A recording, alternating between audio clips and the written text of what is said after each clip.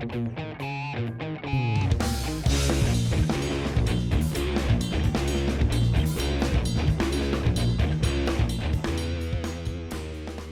big hello and a very warm welcome. Our session today is hugely special, very spiritual, where I felt called upon to do something, and I'm just going with the guidance I received.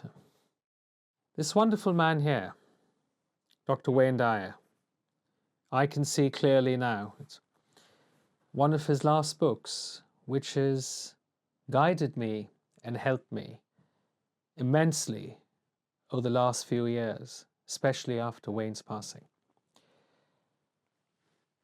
The content of the video I had in mind was not what I'm going to talk to you over the next 4 or 5 minutes.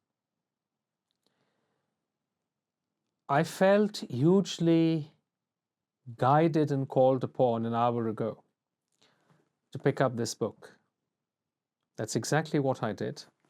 My bookmark, my favorite Cambridge bookmark, was on a certain page, 286, if I recall. Yes. And when I picked that book up and went to that page, this is what came in front of me. Looking back at that moment when my knee healed at the castle in San Damiano, I can much more clearly see how and why this came about. For a long period of time, I let my ego explain it away, saying to myself that this happened because I was a well-known spiritual teacher and loved St. Francis, and this healing was his gift to me. I know better now. These are Wayne's words. He's the man who gave ego the definition, edging God out. The Ascended Masters come to us with guidance and help, not because of our prayers for their intervention or our prominence.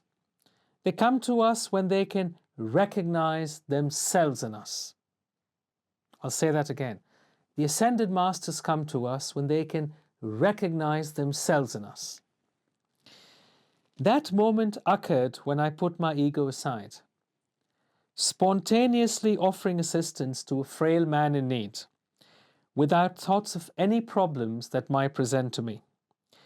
I acted in the way an ascended master such as St. Francis would have acted. He recognized himself, a being of unconditional love, in me at that moment and manifested. Invaluably spiritual and powerful words from the great Dr. Wayne Dyer. Love you, Wayne, always. Wayne's point here is that when he took his vibrational frequency, and this is him, the Wayne Dyer himself, when he took his vibrational frequency to a level that was much higher than the level he lived at every day, a level at which St. Francis of Assisi operated. St. Francis manifested in front of him. And that is what a vibrational frequency is. It could be Wayne Dyer at a certain vibrational frequency, which matches St. Francis of Assisi's. It could be you, me, anybody else at a certain vibrational frequency, which manifests a certain result in their life, which has got nothing to do with Wayne or St. Francis. Say it's got to do with the house you live in.